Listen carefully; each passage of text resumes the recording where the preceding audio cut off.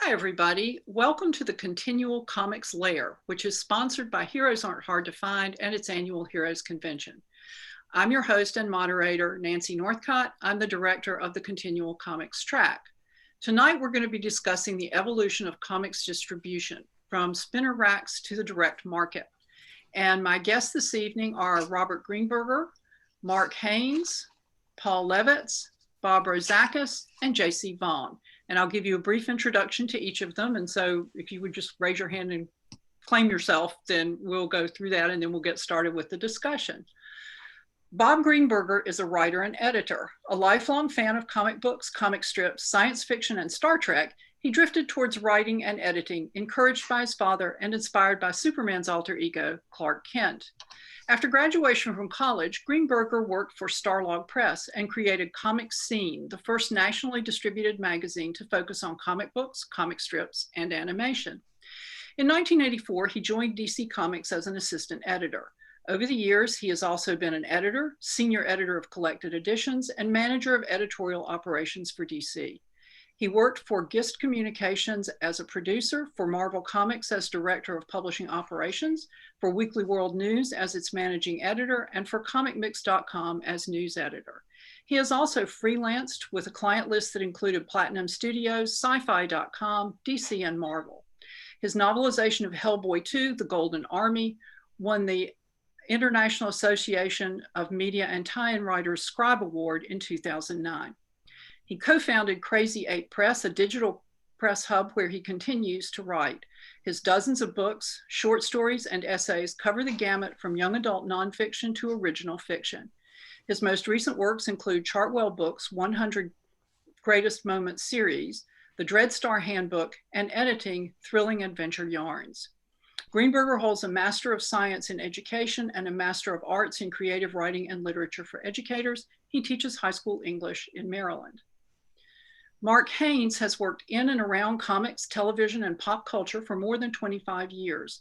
Currently, he co-writes the American mythology comic book series Stargate Atlantis and Stargate Universe, and is co-creator of Hyperloop, a new sci-fi adventure coming soon from Roddenberry Entertainment. Finally, he's editing the comic adaptation of the Dark Highway Films feature script, Gangsterland. In addition, Mark is the past co-writer of the IDW Publishing comic book series 24, based on the hit Fox television show. He is also co-creator, along with Billy Tucci and our guest JC Vaughn, of The Magnificent Seventh Graders, a story that pits a group of wily outcasts against that most feared and hated predator of pre-puberty, eighth graders. In the world of comic books, graphic novels, and pop culture merchandise, Mark is intimately familiar with the two-way creative process of adapting film and television properties for sequential storytelling, such as comic books and vice versa, as well as the business processes necessary to make such a venture profitable. While publisher of Realm Press, he guided the artistic development of comic series based on the classic Battlestar Galactica and the Alien Invasion saga First Wave. As a screenwriter and producer, Mark has developed concepts and pitched to various television programs, including Star Trek Deep Space Nine, Star Trek Voyager, and Star Trek Enterprise. He is also actively engaged in developing properties for film and television. As a comics fan, Paul Levitz published The Comic Reader, winner of 2 Best Fanzine Comic Art Fan Awards. He went on to join DC Comics, where his projects included editing Batman and writing Legion of Superheroes. He ended his 30 years at DC as president and publisher. In addition, he is a historian, author of Will Eisner, Champion of the Graphic Novel, and an educator whose courses include the American Graphic Novel at Columbia. He also teaches at Manhattanville and in Pace's undergraduate and graduate programs. Levitz won 2 consecutive annual Comic Art Fan Awards for Best Fanzine, received Comic-Con International's Inkpot Award, the prestigious Bob Clampett Humanitarian Award, the Comics Industry Appreciation Award from Comics Pro, and the Dick Giordano Humanitarian Award from the Hero Initiative. His 75 years of DC Comics won the Eisner Award, the Eagle Award, and Munich's Ping Prix, and has been released as 3 separate volumes in 2013 to 15. His over 400 comics have been collected in more than 20 graphic novels, and he's the first writer to have appeared on the New York Times graphic books bestseller list for both fiction and nonfiction. Levitz also serves on the board of the Clarion Foundation and Boom Studios. Bob Rozakis spent 25 years at DC Comics on staff and as a freelance writer. He headed the production department from 1981 to 1998 and was responsible for the transition to computerized coloring and separations, as well as the variety of formats. On the creative side, he wrote hundreds of stories and is the creator or co-creator of Amazing Man, Bumblebee, The Joker's Daughter, Mr. E, Hero Hotline, and a host of other characters. He currently teaches a creative writing course for the Johns Hopkins University CTY program and is an adjunct professor at Farmingdale State College. J.C. Vaughn is best known as the Vice President of Publishing for Gemstone Publishing, the home of the Overstreet Comic Book Price Guide. In comics, he has created or co-created Zombie Proof, written with Vincent Spencer, Vampire, P.A., The Flight, and Antiques, the comic strip with Brendan and Brian Frame, and Return of the Human with Mark Wheatley, as well as bedtime stories for impressionable children, McCandless and Company, and others. With fellow Stargate Atlantis and Stargate Universe scribe Mark L. Haynes, another of our guests, he wrote 3 original graphic novels and a mini-series based on the Fox TV series 24. He has also written or co-written numerous other projects and has worked with 20th Century Fox, Crusade Fine Arts, Dark Horse Comics, DC Comics, Disney, EC Comics, IDW Publishing, Image Comics, MGM, and Universal Studios, among others. In addition to comics, he has written for animation, trading cards, magazines, newspapers, and websites. His work has been profiled in Emmy Magazine, TV Guide, and 24 Magazine and other periodicals, as well as on comic industry internet outlets. In his 25 years with Gemstone Publishing, the projects he has worked on include the Overstreet Price Guide to Batman, the Overstreet Price Guide to Star Wars Collectibles, Hake's Price Guide to Character Toys, the Overstreet Guide to Grading Comics, and Comic Book Marketplace. In 2012, he created Gemstone's how-to line of Overstreet books, which includes guides to collecting comics, movie posters, and horror, among others. He is presently developing a pilot for Roddenberry Entertainment with Mark L. Haynes and several other projects, including new comics. So that's our panel. And I'd like to start off, since we're going from spinner racks to direct market, talking about spinner racks. So how were comics distributed when you started reading them? Was it spinner racks or something else? JC, let's start with you. Oh, it was definitely spinner racks when I started. I've been doing this 105 years. At first, comics were only a vacation car trip kind of thing for my brother and I.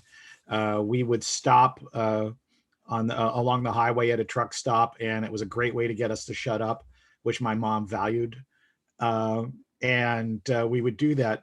Then in 74, we moved from Pittsburgh to New Jersey, and my mom discovered the need for a whole new reason to get me to shut up. And I ended up discovering allergies for the first time, really seriously. I lived in front of a woods. My brother brought me home some Marvel comics, and that was that. So there was a little newsstand there in Park Ridge, New Jersey, and I haunted the place. And then I started slowly, like everybody else that did this, finding the other places that had them, which store carried what, all that kind of stuff. Bob Greenberger, what about you? I was 6. I was sick. I was in bed. My mother said, "You know what? You need to do something." So she brought me a Superman comic, and you know, like JC, I got hooked. The nearby stationery stores, as they were called back then, didn't have spinner racks. They were on long shelves with all the other magazines and newspapers.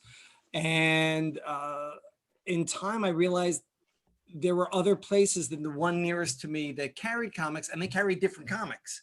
Not everybody had the same stuff. So it became a weekly experience to go to at least 2 of the 3 places nearby to get everything I needed. And then I discovered fanzines, which told me what was coming out and when, so I knew what to look for. So it was a real process. And I missed the hunt to a degree. Made it a lot of fun. Paul, what about you? gray hair. So we're definitely in the spinner rack era. I think this was probably true for most everyone in the generation. Most of the kids had a box of comics in their basement, in their garage, in some fashion. And as a little guy, you started pawing through some neighbor's box of comics first and discovered things that, or some older relatives. I had one set of cousins who were smart enough to like Uncle Scrooge and Mad Magazine. They were the classy ones in the family. I leaned more towards the superheroes. As Bob just said, distribution was really random in those years. So you really did some hunting. And my most vivid memory of finally purchasing myself and sort of getting in control of the situation was summer of '63, being up in Monticello. We'd go hide in the Catskills since we didn't have any air conditioning, and passing one of the, I think, about 8 stores in a block and a half radius that carried comics. And they had not a spinner rack, but what was called a waterfall rack, a wall rack, right outside the front door. And there was one of the parts of the first JLA JSA Crisis that caught my eye because it had a lot of characters. And I would have a lifelong weakness for things that had a lot of characters. Mark, what about you? Well, like everyone else, I came to it going to what used to be called a five and dime store, which I don't know if the younger generation would know anything about that at this point, but it was, I came to it because I was a huge Star Trek fan, which if you can see some of the stuff behind me, you can realize pretty easily. And I, found these collected, before they were called collected editions, a company called Western Publishing had taken the Gold Keys and combined them into these 4 volumes, which I was just like, holy shit, this is my favorite TV show in comics. And that was kind of my gateway comic to the rest of what was out there. And again, it was on one of those, kind of long wooden racks. And my mom liked it. She was willing to pay for these things because they weren't toys. It was actually a book that you would be reading. So she was more inclined to get me that than something else. So, but that led me to find, as everybody else said, it's like, it was unreliable. Like these things appearing on a regular basis at, Kmart and Woolworths and McCrory's and all the other stores, at least in the Mid-Atlantic area where I grew up. So, after that, finding a comic book store, in the late 70s, once you found that, you were like, my God, this is a gold mine, and then that was it. After that, I was in and there was no getting out. Bob, what was your experience with finding comics? Well, I lucked out, I guess, because the mom and pop store that I started buying my comic books in had about 5 of those waterfall racks. They didn't come out. They were attached to the wall. Mm-hmm. And so they had 10 rows of comics. They pretty much had everything that was being issued by the various publishers. I think that's the reason I got Fantastic Four #1 off the newsstand, was because they had gotten enough different stuff that included that. And not unlike Paul, it was like, oh, look, this has got 4 different superheroes in it, and I've never heard of any of them. I think I'll buy this one. So, so they had a decent distribution of a lot of the early Marvel stuff, and certainly all the DC stuff. I mean, I actually started out reading Felix the Cat comics, but moved on to Superman once I started watching the TV show in the late 50s. And so they had all the Superman books and as well as the other DC books. And so I didn't have to do too much searching until they changed ownership in the mid 60s. And the new owners decided, comics aren't selling so well enough. And they cut it back to like half, and then it was back to a third. And by then I was riding my bike all over town, finding other stores that were getting books on a regular basis. Well, I was very envious when Paul said there were like eight stores that carried comic books that he had access to. I don't know. The summer, Nancy. Well, but still, I felt lucky if we went That's the somewhere. joy of him being in Brooklyn. Oh, but isn't that Monticello, didn't you say? Yeah, that's where there were 8 in that short distance. In Brooklyn, there are probably about 3 or 4 within reasonable walking distance as a little kid. I never learned to ride a bike, so I didn't have as good a range as Bob did. Well, what you all have said, especially your comments about, with the exception of Bob's experience, places not having everything and the distribution being kind of random, kind of leads me to the next thing I wanted to talk about, which is, what do you think were the upsides, if any, of spinner rack distribution? And what do you see as the downside other than it being unreliable? Mark, let's start with you. Well, I'll tell you, at the time, I had no idea how these things arrived to be on the racks. It wasn't until later that I started getting into the kind of understanding the business end of it. And again, it's when you're trying to track them down, that's where it comes in. I guess if there was the plus for a fan, I think at that point is it's easy to see it in the store, and it's kind of why the idea of the spinner rack, even in a direct market comic book store, survives to this day because it stands out, from the other racks. But I don't know. I think the minus of that type of distribution, I think there's probably other people on here who can speak about. I guess it depends on where the rack is. If the rack's in a direct market comic book store, it's probably fine. If it's in a convenience store or some other thing, that comic book is going to, if it doesn't sell off of that rack, it's going to get returned, and it's going to cost somebody money to have put it out there. So, as a former small press publisher, as attractive as it was to try to go in that route, the volume wasn't there to make it worth it. And I'm jumping ahead a little bit, but I don't know. I think spinner racks look fun. I mean, I'll leave it. I guess I'll leave it there. I mean, I think that's the advantage of it. It's like, that's attractive. I mean, kids it moves, so kids can move it. So they go move it, and the parents are like, stop doing that. So anyway, over back to you. Bob Greenberger, what do you think are the ups and downs of spinner racks? Spinner racks are cool in that, they spin and they're colorful, and you be looking up and down, and you never know what you're going to find next. The downside is, they get damaged, and you may not want to buy that last bent copy, but you will anyway because it's the one story you need. They also get moved around a lot, so sometimes they're hard to find. Back in the old days, I used to. There was only one place I would go to that had a traditional spinner rack, and that was always cool because it was unique and rare in my life. But it also treated it as everything was interchangeable, and they weren't. They were the books I liked and not the others.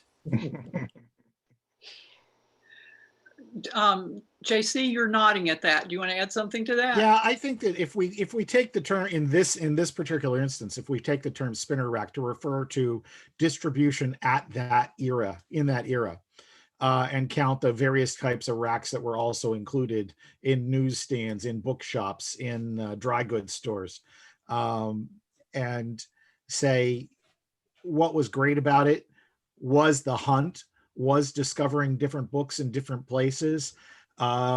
It was worth it because it stoked your passion for this, because you could be seeking something and then stood a chance of succeeding in getting it, which creates a little fuel for your fire to do it next time too. I had in New Jersey, where I was living for a couple of years before I moved back to Pittsburgh, I had a couple of different places, most of which required transportation from my mom to get to. but one or two of them I could walk to. There was one that was next to a grocery store that if I voted for which grocery store to go to, it was always the one where I could go next door to that place.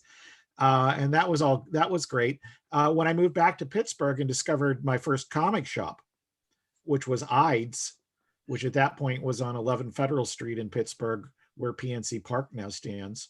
The business is still in existence, and it's a great comic shop. I still would, I take the streetcar or the bus to downtown Pittsburgh, do my business there, come back, and I'd still go hunting at the mall, the newsstand that was at the mall.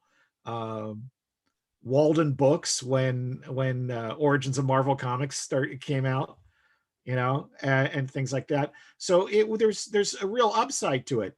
None of it as a collector was the only bad elements were missing an issue, or like Bob said, condition. But you would get that last one that was dinged up or whatever, and you would also you might also discover stuff. The shop that Bob mentioned with all those racks going up the wall, the newsstand I went to, that's how I discovered the Marvel magazines. They had the same array of regular comics, but the magazines were on that kind of rack. And so I really took that. Bob Rozakis, he of the shop that carries everything. Do you have anything to add? Well, I remember my uncle lived in southern New Jersey, and we'd go and visit maybe once or twice a year. And there was a mom and pop of some sort nearby. And I just remember one time going in there, and they had one of the spinner racks. And whoever was responsible for loading or unloading didn't really seem to have any kind of organizational system to it. And it had to be, I guess, it was the early 60s. And because of my limited allowance and what I was spending my money on, there weren't too many of the Marvel books that I was getting. So I hadn't been getting Tales to Astonish with Ant-Man in it. I hadn't been getting Iron Man. I hadn't been getting Thor. And for whatever reason, we were in the store, and I went to the rack, and I found 5 different issues of Tales to Astonish with Ant-Man stories. And I was like, oh, I guess I'll buy these, because I didn't get them when they came out, but here they still are. And that was one of the strangest things that I ever found in terms of going into another store with a spinner rack. One other thing that was bizarre, we didn't really know when things were coming out, except for when they had house ads in the books. Mort Weisinger in particular always had that 1/3 page thing with coming super attractions, and it would be, what's coming out on this day or that day. And it was always a Tuesday or a Thursday. And in where I lived, the books always came in on Tuesdays. And so I knew, this one was coming out, or that one was coming out. My grandparents had a house up in Scroon Lake, New York, which is a couple hours north of Albany. And they had a general store that had comic books. And we went up and we stayed for a couple, 3 weeks one summer. And if I can remember which year Justice League #1 came out, then that's the year we were there. I think it was 1960. Yep. So I went into the store, and I was figuring out, okay, they've got comics. I probably have the ones that are here. For whatever reason, they got the comics 2 weeks ahead of the announced dates that were in the comics. And I was like, how can this be? So I went in and, here's a book that I'm not expecting to get at home for another week or another 2 weeks, is already there. And so it was like, oh, wow. And they came in on Fridays. And so every Friday of the time we were there, it was like, I got to go into the store and see what they got. And the last weekend we were going to be there, that we were going home on Saturday, and the last Friday was 2 weeks ahead of when Justice League #1 was coming out. And I was like, I'm going to get Justice League #1 before, and I hadn't seen any of the Brave and Bold issues, so I didn't even know there had been any previous appearances of the Justice League. It was like, this is all the characters. And I went in on Friday, and they hadn't put the books out. And then I went back Friday afternoon, and they hadn't put the books out. And I went back Friday night, and they hadn't put the books out. Now, Saturday morning, my father had driven us up, and he came back to pick us up, and we were leaving Saturday morning, and we're packing up the car and the whole thing. I said, I got to go across the street. I got to go to the store. And they were like, why? I said, because they got to have Justice League. It's got to be there. And sure enough, they had put the comics out that morning. And so I got Justice League #1 2 weeks ahead of when anybody else in the world was ever going to see it. Wow. I have no idea why they had the books that far in advance, but for whatever reason they did, they had them. So Nancy, before you ask your next question, I want to ask everyone else, am I the only one who ever saw the comic vending machines? No, I saw one. No, I never saw those. I didn't. Never saw one. I saw one in some department store, What? and it was a variety of things on the racks, and one of the books that I had missed was The Wedding of Aquaman. Ah. And there it was in the rack. And I didn't have change, and I had to go to my mother, and I said, I need 12 cents. And finally she gave me the dime and 2 pennies. I put it in the machine, and I had put it in the wrong slot and got the book underneath. Oh, no. And I was like, I need another 12 cents. My mother said, you got your comic book, we're leaving, let's go. Wow. I think it was like 10 years later, I finally got that issue as a back issue somewhere. But The vending machine didn't last long. The one comic cover I remember from it was an issue of Brave and Bold, so I know it was 1964, and I guess it didn't last long. Well, I mean, think what it would do to the condition of the comic to come out of a vending machine. But well, Paul, it was not, do you want not to add anything to ups and downs on spinner racks? Well, spinner racks were a function of the whole ID newsstand distribution system. And the real power of that was how ubiquitous it was. As late as the early 1970s, there was still something like 50,000 places in the US and Canada that were selling comics, which, is just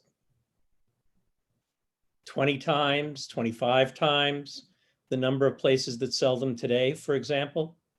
And so everyone got a taste.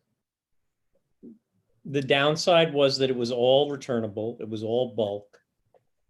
The reason that you had to go hunting was the distributor just got in all these comics and sent out a batch of 12-cent comics or 25-cent comics or whatever the price was that day, kind of randomly jumbled together on an assembly line table to each local store. Didn't matter if you could sell them or not. If you can't sell them, you just send them on back. And even in the good days of the 1960s, many of the titles didn't sell more than 1 out of every 2 copies. The system was designed around how magazines are sold. And magazines don't care if they get returns because they're really there for the value of the advertising space, not for the circulation money. The circulation is just sort of to cover the costs of almost free samples to try and get people to do subscriptions. So it was a very, very different business model. The idea of getting comics where everyone could find them had a real virtue. Particularly young kids, love comics material. We've got that happening all over again now with Raina Telgemeier's work and Dav Pilkey's work, where you're seeing numbers we haven't seen in kids' hands since the 1960s. Would you like to amplify that a little bit and explain what that is for the audience? So for kids, the newsstand pretty much disappeared as a business by the mid 1980s. And the comic publishers who survived retreated to the comic shops. And comic shops were and are wonderful places. They're on many levels great for the business, but you had to be old enough to get there. So the audience went from being every kid who learned to read in America reading comics for a few years, and then a few of us hanging around way longer than that, to just those of us who were crazy enough to travel, bus, bike, parent, whatever. And it was a smaller but more dedicated audience, allowed us to do a lot of cool things, but didn't allow us to sell to kids. And there really weren't any significant number of comics selling to kids from about 1985 to about 2005. And at that point, you start seeing Scholastic, major book publisher, great distribution to kids, putting out graphic novel format material very successfully. And other publishers, including the traditional comic publishers, move into that kind of space. So now you have a vibrant business again in kids' graphic novels. Not as cheap as 12 cents anymore, but not really that expensive for the average family to be able to buy something that will keep the kid quiet longer than a 12-cent comic did. Yeah, that's that whole we're getting in the car and I don't want you to drive me crazy thing. So I need something for you to be amused by. Well, now, the direct market to me seems to be two components. It's the distributor who sells to the shops, and then the shop who sells to the customer, or which sells to the customer. And I think a lot of people have the idea that all of a sudden somebody thought, wow, we should be able to sell comic books directly to readers. And this network of shops sprang up overnight across the country like mushrooms. And so it's not really that way. And so I'd like to know what your first experience was with direct sales, either as a reader or as a member of the publishing industry. Bob Greenberger? It's funny. I used to take the train from Long Island into New York City for concerts at Madison Square Garden. And I would stop at the newsstand to see what was, I browsed newsstands all the time. You never know what you would find. And I suddenly started to notice in the, 72, 73, there were comics there that I knew weren't coming out for a couple of weeks, much like Bob Rozakis just experienced. And elsewhere in New York City, I was finding places that were getting comics early, and I couldn't understand what it was all about until I finally started hearing about it at conventions, that there was this new system. So that was my experience. Actually, between my house and Bob Rozakis' house was a place called the Nassau Farmers Market, and there was a comic stall there, and a guy would sell comics, and he was apparently one of the early direct market outlets because he always had the books earlier than the newsstands. So it was quite a trip to go there and get them. Funny thing about this guy, he wound up leaving Long Island for California and opening up a comic shop 5 miles from where my parents had moved to. So he was my local shop anytime I was in California. So, he was following me or something. Bob, are you sure he was buying those through the direct market when he was doing the Nassau thing, or maybe he was buying them off what was called the cash table at the ID distributor? Because that was the other way you could get them early. The newsstand distributors in many cities would just put piles of them out, and people would come in and pick them up, and whatever didn't sell that way, then they would send around to their usual outlets. But that would account for the books getting there earlier.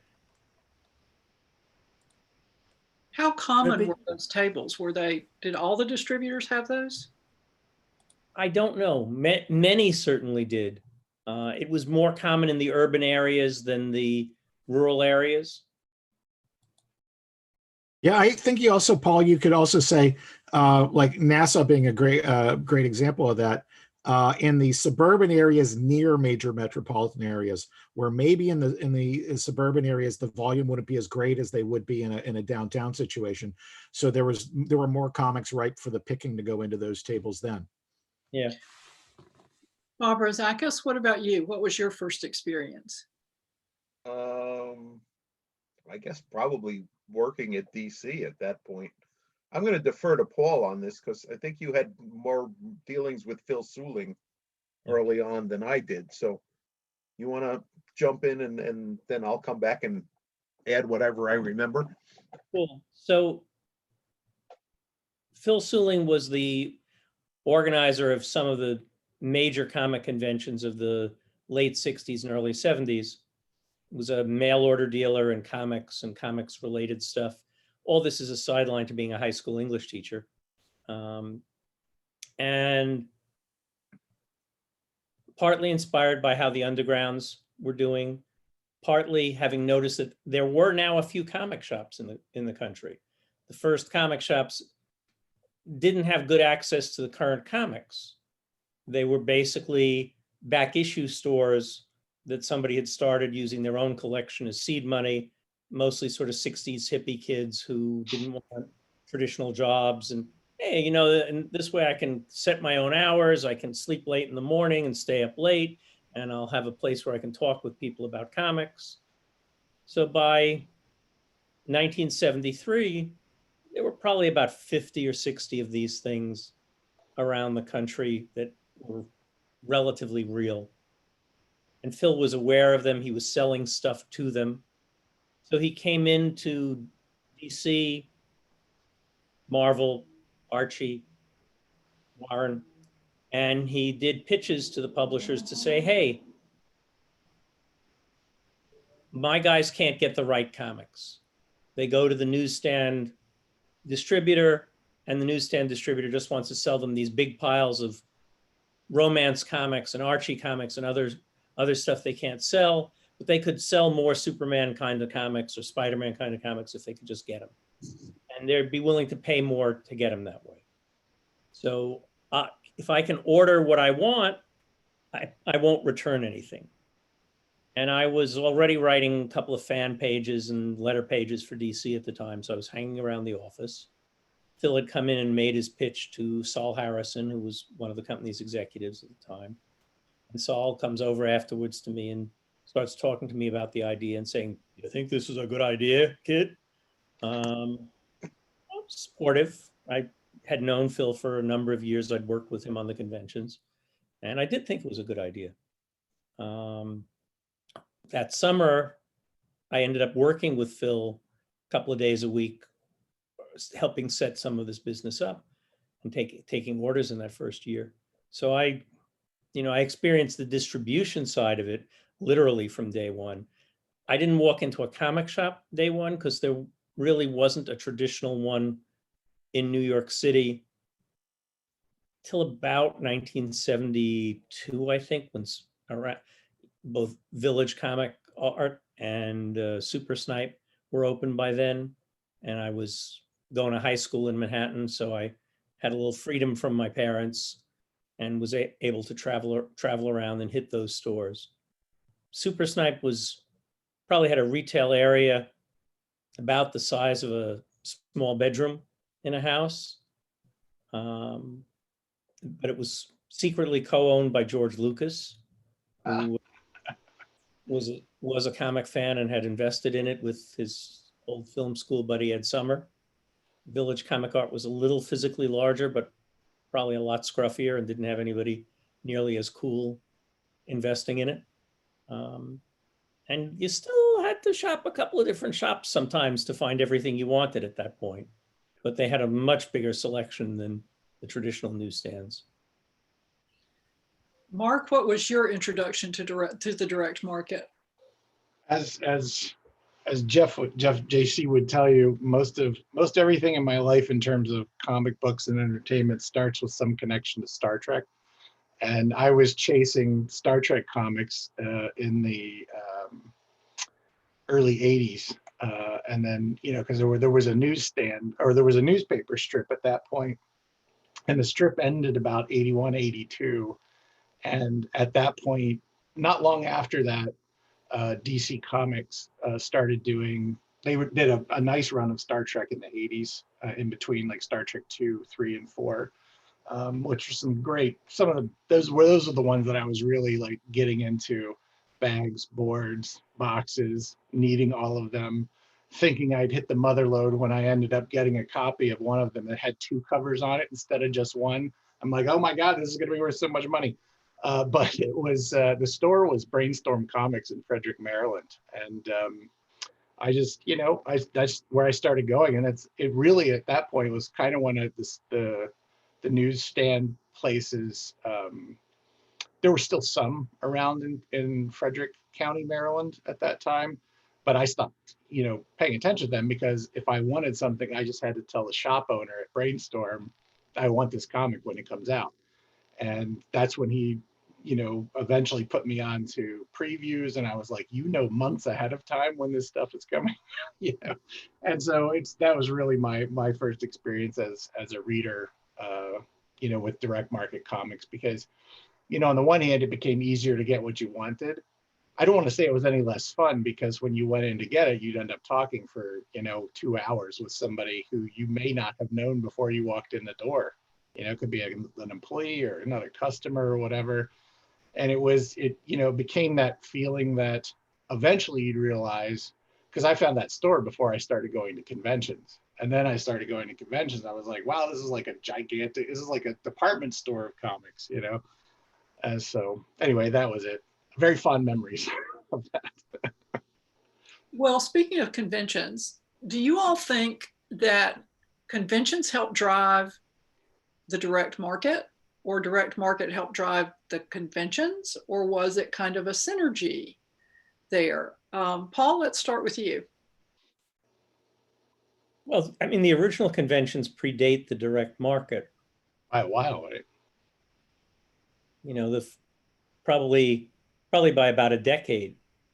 I think the driving force there, whether it was the conventions or the letter pages, something that Bob Rozakis and I spent a great deal of the early days of our career working on. Bob, both as a letter hack and then writing the letter columns, me not only writing a few letters in, but writing an awful lot of letter columns.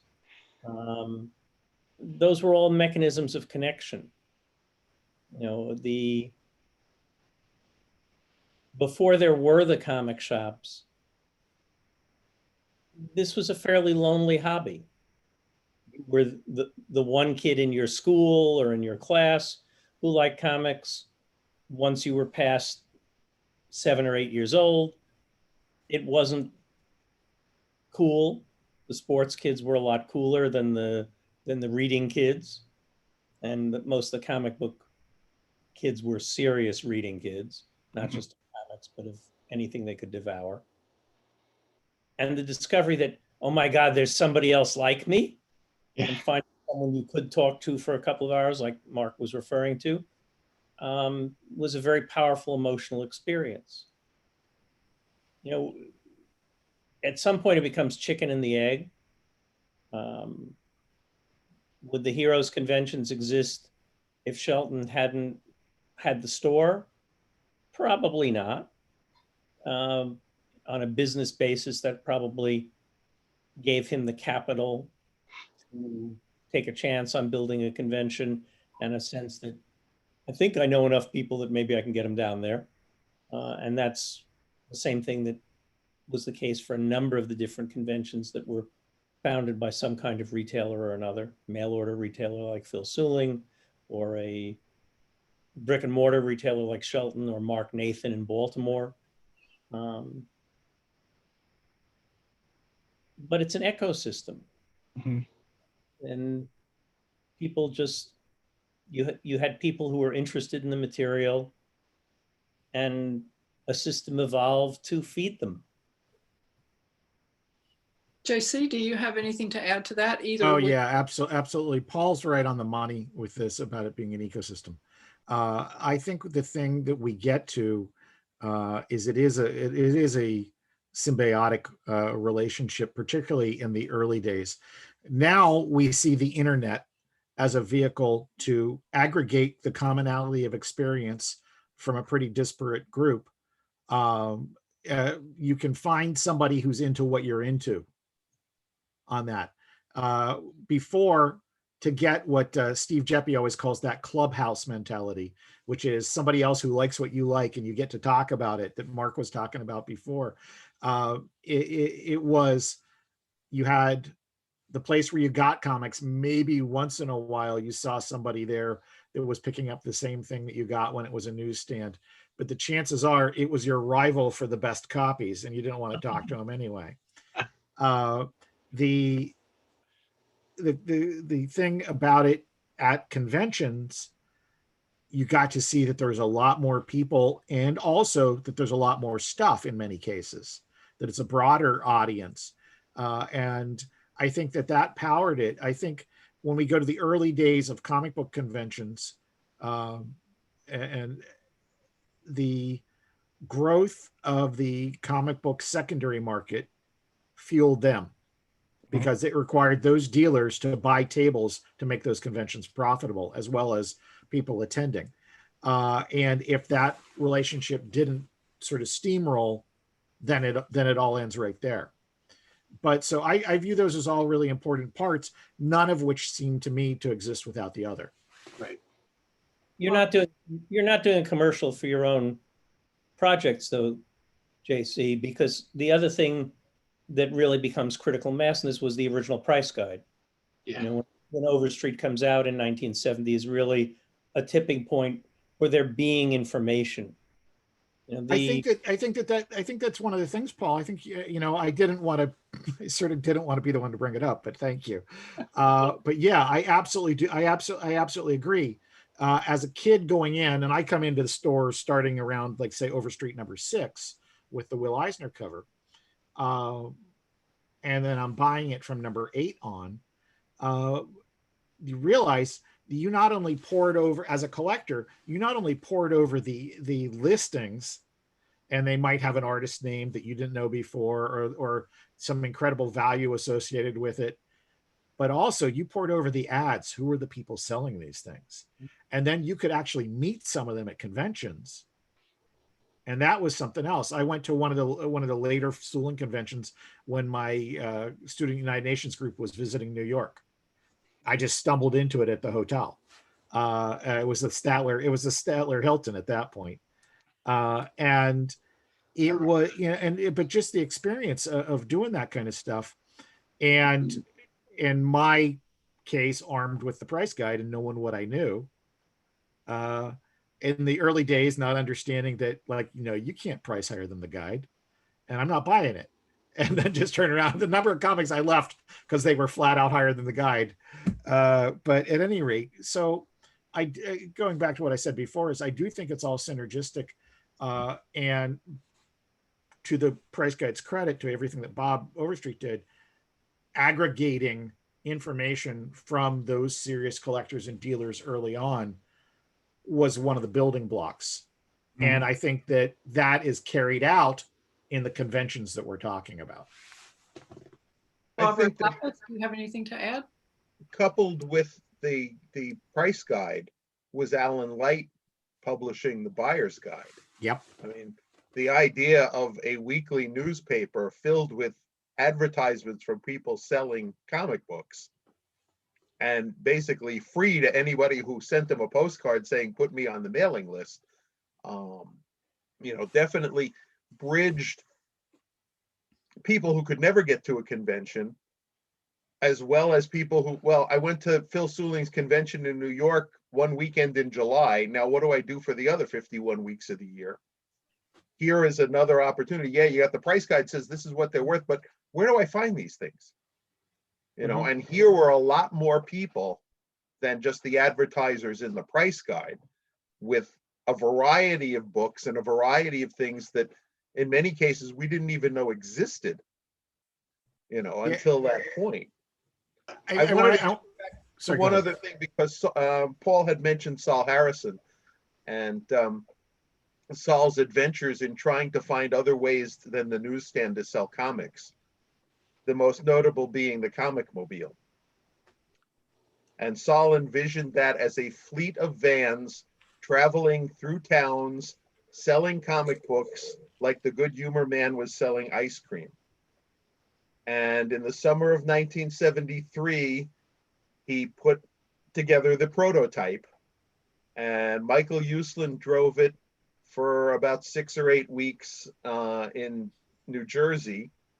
And then when he had to go back to college, I inherited it to drive around on Long Island for the rest of the summer. And it was a great idea whose time has never come. Michael did much better than I did, because in Jersey, he was able to go to the beaches and the parks and places where there were people congregating. On Long Island, I was stuck with a variety of restrictions that I couldn't go near the parks, couldn't go near the schools, couldn't go to the beaches, couldn't go to any other public place. I think there was one shopping center out deep in Suffolk, where Saul knew somebody who owned a store in that shopping center who said I could come and park in front of his store.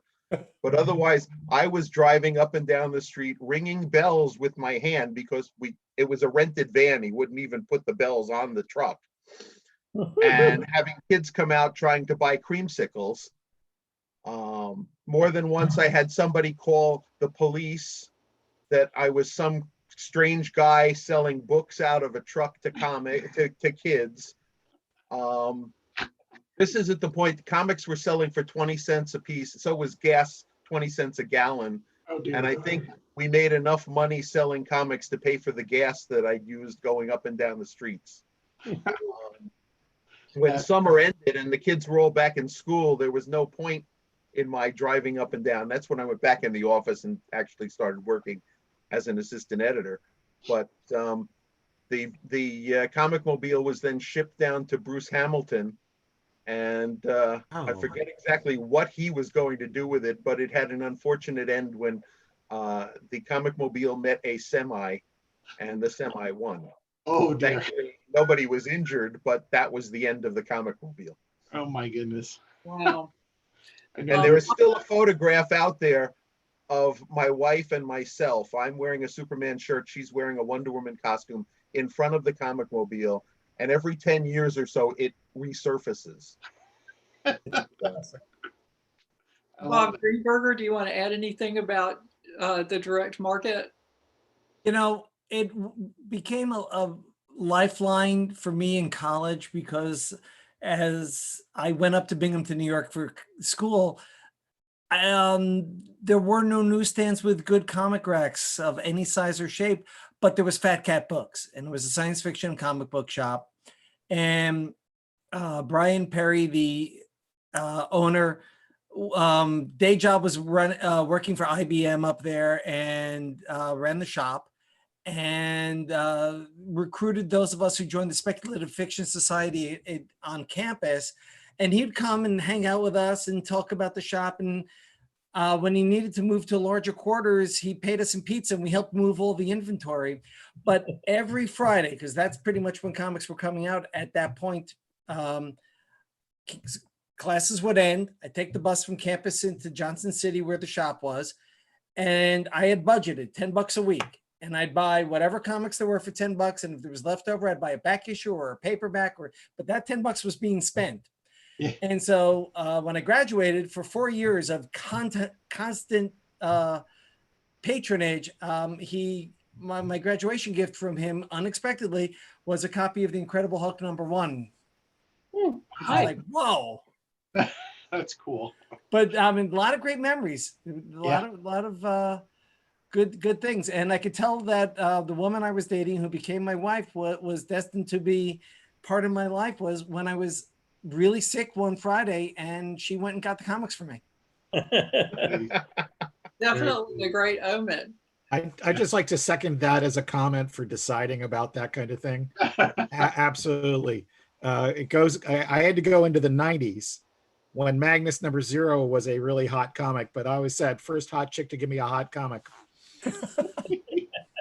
Mark, do you have anything you'd like to add? Just that I was in a relationship that we ended up parting amicably, but the flip side to that is when she knows the comics as well as you do and is like kind of picking at, she's like, wow, I never read that one, just kind of walks off in the middle of a conversation. You know, you know where it's going after that. Well, we've talked a little bit about Phil Suling, and Paul shared with us how Suling came in and pitched to the different companies to be a distributor. Was he the first to do that? Were there others doing it at the same time? How did this network of distribution kind of come into being? JC, do you want to speak to that? Actually, I think I'll just totally defer to Paul at this. I was in college pretty soon after that, and I can answer a lot of stuff when the direct market only comics started. But as far as the origins of this is lost in the mist of time to me. All right, Paul. It kind of depends on how you define it. There were companies, there's a company that still does some distribution called Bookazine that was basically a book distributor and would occasionally sell some magazines on the same kind of non-returnable terms to one place or another.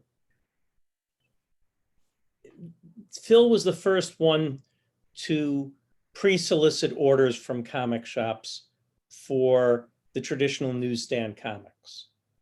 There were people who were distributing underground comics, usually the publishers of the undergrounds themselves, mostly to head shops, but to the extent that there were these early comic shops, they were selling to them as well. So we kind of have different arguments among the historians of the field about, you know, how much Neanderthal man and how much Cro-Magnon man contributed gene pools to what passes for Homo sapiens. I'm a strong believer in Phil's distinctive role on it. A historian named Bob Bierbaum would sit here with a machete and be arguing for the guys who were in the underground comic side of it. Some of that is because I was a Brooklyn kid and, you know, had an intimate view of what Phil was doing from the beginning. Bob was a West Coast guy and was more intimate with what was going on with the underground. You know, sometimes there's just sort of an idea that time has come. And fairly shortly after Phil started doing it in the next couple of years, several other people began doing it either as sub-distributors for Phil. They'd have a Phil Suling account and then they'd find 5 or 6 accounts they could bunch together that would add up to enough business to mean something. I think that's the origin of Diamond for being in the distribution business, certainly. Diamond didn't even have an account with DC or Marvel for better part of 5 or 7 years after they started doing some distribution. They were a sub-distributor for another distributor that originally had been a customer of Phil and then spun out on its own. And in the late 70s, there was some threats of litigation that broke it a little wider open, to the point where by 1980-ish, there were about 12 or 15 decent sized companies in the direct market doing distribution on some level or another. Does anybody have anything to add to that? No? All right. Well, we talked earlier a little bit about connection and how being able to go into a comic shop as well as to go to a convention facilitates meeting other fans. And it seems like even though comics are much more mainstream now, that's still a big thing. And what do you think is going to happen with that as digital becomes more and more popular, with the connectivity among fandom? as the books are digital instead of you go in the shop and you buy it off the rack. Mark? Well, I'll tell you personally for myself, it is the digital versions have become my reader copies.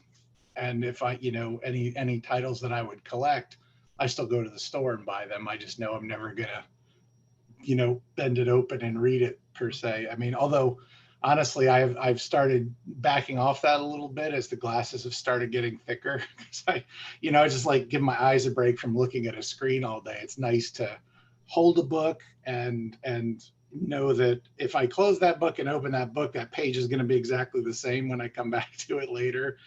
All these kinds of things you start accumulating during, in the digital era. And I have to say that regardless of how advanced our digital technology gets, there's never going to be a way to replicate the smell of a comic book. I'm sorry. I mean, I started working in the print industry just for regular magazines and newspapers, and I'm just going to a printing plant and watching the paper spool off, and it's a giant spool of blank paper on one end and a comic book or a newspaper or a magazine on the other. I'm never ever going to let that go. JC, would you like to speak to that? Yeah, I have really mixed feelings about it. I'm a digital comics creator, but I don't think that digital comics, as they're constituted right now, are mature yet. We see that as a business, you mean? Yeah, as a business and as a readership too. Mm-hmm. We see that maybe 1 in 10 people who are getting them are actually paying, and the rest are stealing them. And that's not healthy for us as an industry. It's not healthy for us as individual creators that's going on, and that people accept that. We've seen digital decimate the music industry. We've seen the absence of big release movies jump comics up in their ranking on the torrent sites of illegal downloads. And this is all something that's really out there. I always try to avoid using anecdotal information as this is how it's going to be. But my nephew, who I say was born stealing his dad's cell phone to play video games, he doesn't like digital comics. He likes regular comics. And I did my level best not to influence that decision because I wanted to know what he was going to say. And I think that there's still a lot of people that go to print. That said, we've seen some really interesting successes with digital comics. We've seen some amazing creativity and uses of format. And there's a lot of intrigue there of reaching people who in the old days might have stumbled over something in a drugstore, a supermarket, or someplace else that had comics that have never been in a comic shop. So maybe we are restoring some commonality of experience that way. But it's really intriguing to me. It's really interesting. But like I said, I don't think the market, the business model, or the consumers are mature at this point enough for us to really reach a logical conclusion. I'll add something very quickly to that, Jeff, is that I actually had a small press publisher at one point, probably 6 years ago. My background prior to comics and entertainment, we actually kind of merged together, was information technology and websites and database development, all that kind of stuff. He actually approached me and he was considering seeding his own titles on illegal download sites so that he could count them in his circulation and start charging for advertising. And he's like, I'm certain this will work. We never really found a good way to do it, but I thought it was kind of a neat, at least he's trying to figure out how to make it work, right? Bob Rozakis, do you have anything to add to that? I am traditionally a print guy. Maybe I've read a couple of books, digital comics, in my lifetime, but I mean, I'm still, I like to hold it in my hands. I like to be able to flip the pages, and go back, and it's still there. When I go back and open where the bookmark is, that's where I was. It's interesting. My grandson is 7.5 years old, and he is into the printed versions as well. He is not I mean, he'll read digital books from time to time, but when he comes here, I've got the old DC digests of the Superman adventures and JLA adventures, things like that. That's his bookcase in my library. If you could see further down on the floor, I have Alex's Corner, and that's all the stuff that he reads. That's great. And he's getting into, a variety of similar type things like Wimpy Kid and those kinds of books as well. But when he comes here, I mean, he's surrounded by, because he sleeps in this room, he's surrounded by books. And, I'm sure he looks at some of them and is like, someday I'll be able to read that. And someday, I want to read that. But he's got the whole collection, and he's a big fan of the Superman adventures and the JLA adventures, and a lot of the stuff that we aimed at kids, when we originally published them. And it's nice to see, a generation later, okay, I have one who's still, pulled in by those. Bob Greenberger, do you have anything to add? To echo what's been said already, I have yet to see a business model or a creative model for digital comics that seems to have captured the imagination, not just of the creators, like Scott McCloud, who was playing around with the format early on, but the readers. The readers have yet to glom on to something, go, this is what I want. And therefore, digital comics are just digital versions. You can turn the page. Maybe you could zoom in. But,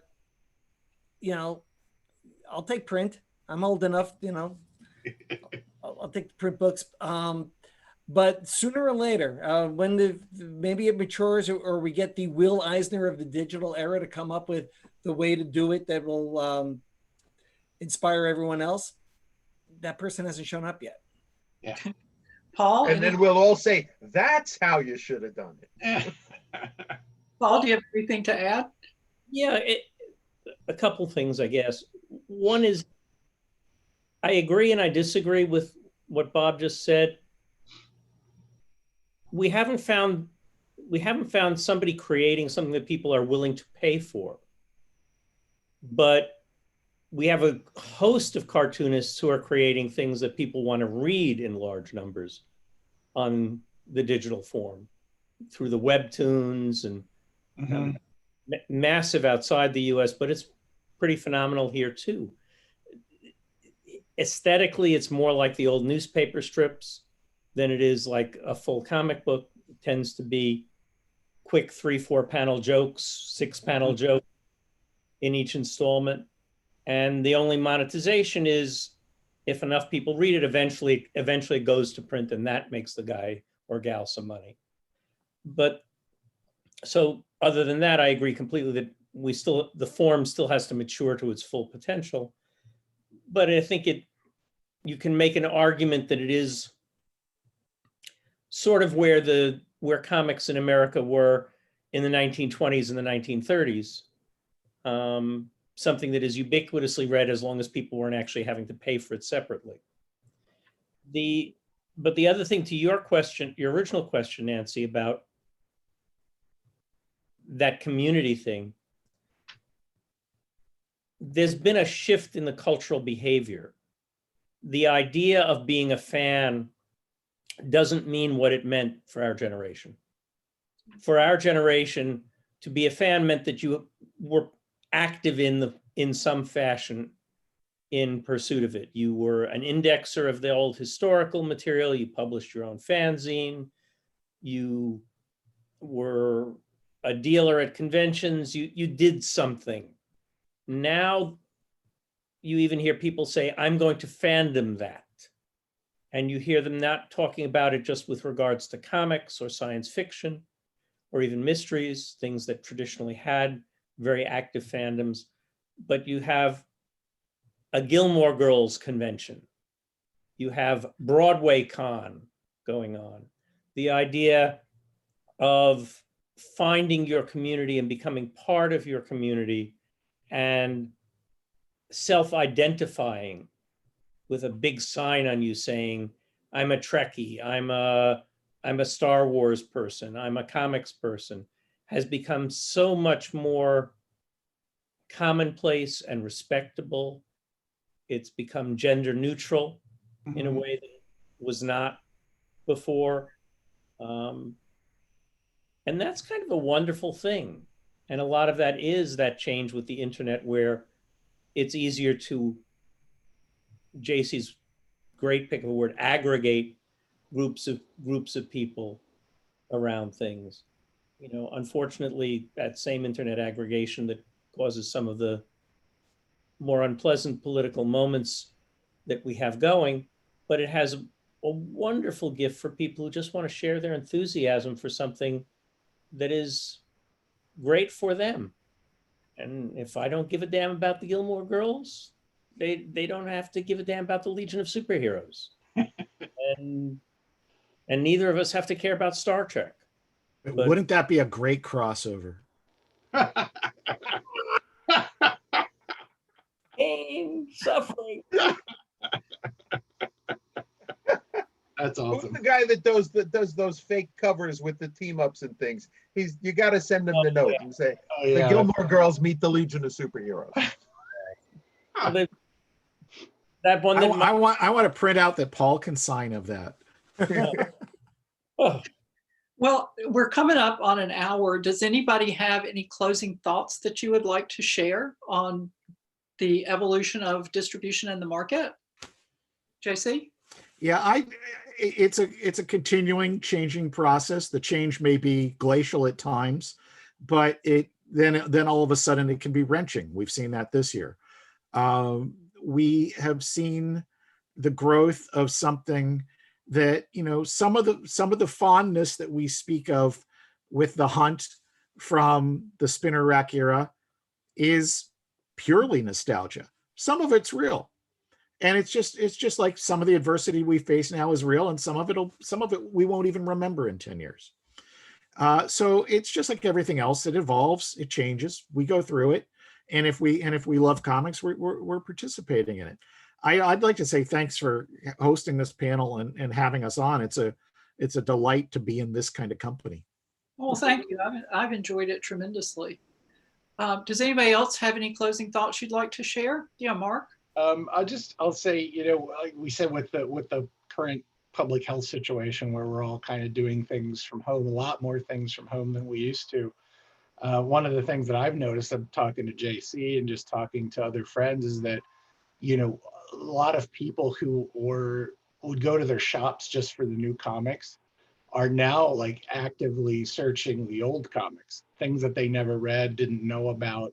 And it, you know, I really think that's not only, I hope at least some of my retailer friends are telling me, it's like, it's helping them bridge this gap, right, of what's happening in the economy, especially for a small retailer. But, you know, you've got people who are looking back like they've discovered some archaeological treasure, and then they're just chasing like we used to. And I think that's cool, you know, and hopefully it'll, you know, we're since we're still in it, we don't see all the potentially positive things that may come out of it for certain areas. You know, obviously there are, you know, it's dangerous and right now, but we are, you know, we'll get through it. And I think our hobby's going to get through it too. Our hobby and our business. Oh, let's hope so. Anybody else have anything to add? yeah, the only other thing I would toss in, there's a marketing concept called product life cycle. And part of the essence of what you're talking about here, Nancy, is that we've really been through separate product life cycles for what the traditional newsstand comic was, that was born in the 1930s and extincted in the mid 1980s by and large. The comic book that is physically very similar, although people like Bob Rozakis, who helped develop better means of printing and better means of color separating and finding better papers, allowing the artists to do more sophisticated work, changed it in subtle ways that it empowered it in many ways. that is born in the very late 70s, early 1980s, and is now suffering. And it may continue from here, or it may fade away. And yet a third product life cycle for the graphic novel, which is on some levels a big bag of comics, but on some level is finding new artistic and creative and literary forms of expression within that. And depending on how you want to measure that, that starts blooming in the late 1970s, but really becomes a meaningful thing in America in the mid 1980s, and has blossomed in the last 20 years in amazing ways. So whenever you look at a media form, it changes because of physical production. Mhm. How you make something, whether that's the yellow kid exists because it becomes possible to print newspaper strips in color cheaply and effectively. It changes because of distribution. When comics are on a spinner rack and they're sold at 50,000 places, they're going to be different than they are when they're sold at 3,000 places. And they change because of the audience. And we don't know whether the audience is ultimately going to want everything on a screen. I sure hope not, and I don't think it'll happen in my lifetime. But maybe when our grandchildren have chips implanted in them so they can be plug compatible. Frightening concept. But it's good to hear that, Alex is still going to the rack of the good old stuff. And I hope, that my grandson, when he starts reading in another couple of years, will have the same behavior. I'll do my best to corrupt him too.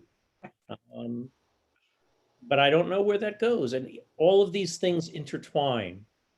And that's how we changed from the newspaper strip to the comic book, to the second version of the comic book, to the graphic novel, to the web comic, and who knows what's going to come next. But it's always a great set of questions to be asking, how these things fit together. Anyone else? Well, yes, Bob Rozakis. I just wanted to throw in one more thing. We've been talking about the thrill of the hunt that we had when we started, and we didn't know what we were going to find. I mean, at this point, there are now 80 plus years of comic book history out there, and so many things, and they're available in so many places now. I mean, in terms of digital stuff, there's a couple of the websites that must have thousands and thousands of old scanned comics there. All of this exists, that the publishers have brought a lot of the old material into print form again. I mean, when we started out, the idea of finding a comic book from 10 years earlier, that was a major thing. I remember being in 7th grade, and one kid came in, his older brother had gone off and joined the army, and his mother said, get rid of all the comic books. And these were all late 40s, early 50s superhero comics that he brought into the cafeteria one day and was selling them for a nickel a piece. And all I had was my 25 cents lunch money, and I bought 5 of them. And it was like, are you coming back tomorrow? Are you coming back? I'll bring more money. But that was it. He had the one day he came and sold everything that his brother had. And I still have 5 old Superman comics from the late 40s that I got for a nickel a piece that day. And I mean, that was just the idea, I mean, yes, I knew that the current issue that I was reading was Superman 147 or something. And so there had to be 146 other issues. But the idea that some of them were published before I was born, and they were there, this was the only way to find them. Now virtually everything is reprinted someplace or available someplace online, and as long as you've got an audience that is still looking and still interested in the hunt, there is stuff out there to be hunted. Okay. Anyone else? Well, then let's go around, and if you can tell everybody what you're up to these days and where they can find information about you, and we'll start with Paul. PaulLevitz.com is up there. There's usually not a tremendous amount of current information, but periodically I'll post some conversation or some memorabilia, or unfortunately this year, a eulogy. Obits. I spend about half my time teaching, a little bit of time writing. Every writing project I've been working on this year has gotten screwed up by the pandemic, but come April, you can look for this from Dark Horse. A priest, a rabbi, and a minister walked into a bar, except they're all dead, and they're there to find out what their unfinished business is. Unfinished business will ship in April finally, and a couple of other projects will ship eventually. I'm learning all the joys of being a freelancer so late in life. Mark, what about you? Well, you can markhaynesproductions.com. There's nothing there right now except a form to sign up for eventually a mailing list, because like Paul, all the projects that I was expecting to come out this year are now going to be hopefully coming out next year. And most of them are ones I can't talk about, other than, you know, the one that Jeff and I, JC and I are working on together, the Hyperloop show for Roddenberry, which we're very happy about. And, you know, hopefully turning in the last set of revisions on the script this week. So everybody put some positive mind energy towards that would be awesome. Prayers, whatever you want, anything that works. We'll take anything you got to help us get it across the finish line. But yeah, so that's I have 2 other shows I'm working on, which are really kind of early at this point, but hopefully, you know, first quarter, second quarter next year, I'll actually have some news to report. So, but I do want to add that I appreciate you inviting me to the panel and just being on with all these guys who I've heard about, read about, and known for years. It was a treat. I really enjoyed it. I'm glad you enjoyed it. I've had a blast, so I hope that you all have had a good evening too. JC, where can people find you? I on Facebook, J.C. Vaughn is my writer page, or Jeffrey Vaughn is my personal page, which I sort of blend the two anyway. That's where I post most of my stuff. I'm on Twitter, but I have no idea what my handle is. Stuff coming out. Overstreet at 50, 5 decades of the Overstreet comic book price guide, featuring a really nice piece by Paul Levitz. Is the history of the price guide. It's behind the scenes stuff, and it's a lot of fun. And out of all of our books, it's probably the one with the most of my fingerprints throughout it. So it came out looking like it did in my head, for better or for worse. So that's pretty great. I've got Hyperloop at Roddenberry with Mark, and I'm still hopeful we'll get to do some more Stargate comics. That's not a done deal, but we really had a blast doing those. Great. We're both fans, and it's a great fandom. And a number of other comic book projects. I'm editing She for Billy Tucci, and we're about to launch a crowdfunding one of those this week. And then I'm writing the next one after that. Aside from that, got a couple more Overstreet books in the pipeline always. And I think that's it. Bob Greenberger? On Saturday, I very successfully completed kickstarting fundraising for the 2nd volume of Thrilling Adventure Yarns, which is a anthology of original stories celebrating the old pulp magazines, which were very inspirational for comics. And now I'm part of the stretch goals we achieved. We're illustrating all the stories, so I'm now reaching out to a lot of the people I used to work with in my DC days to get them to do illustrations for cheap rates, and they'll, so far so good.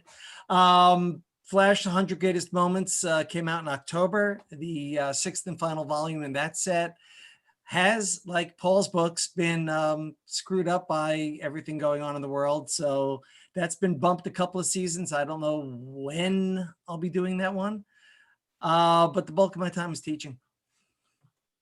And I can be found at bobgreenberger.com or at Bob Greenberger on Twitter and Facebook and so on. Bob Rozakis. Haven't done much writing. There's a lot of my old blogs that have a lot of background in the comics business on Blogspot. I'm teaching a college course on the comic books and graphic novels at Farmingdale State College on Friday nights from 6 to 8:30, and I get a turnout for this class. Now, you know, they really want to be interested in this because it's not, oh, I need this class from, 12 to 1 on Wednesdays. If you're coming to a class at 6 o'clock on a Friday night, you really want to be there. Yeah.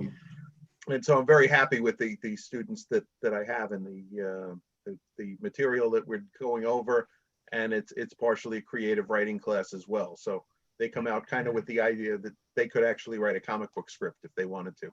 Fantastic. I've given them all the pieces. So, and I teach a creative writing course for the Johns Hopkins program every summer. Unfortunately, like everything else this past summer, the program was canceled because of the pandemic. So for the first time in 28 years, I was home for the entire summer rather than having my 6 weeks off being somewhere else. And that's it.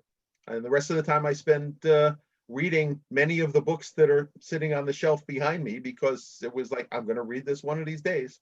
Well, thank you all for joining us this evening. We really appreciate it. I'd also like to thank our sponsor, Heroes Aren't Hard to Find, and its annual Heroes Convention. You can find more information at www.heroesonline.com. And thank you all for joining us this evening to watch this panel, or in the afternoon, or whenever you're watching it. Thank you for joining us, and we appreciate it.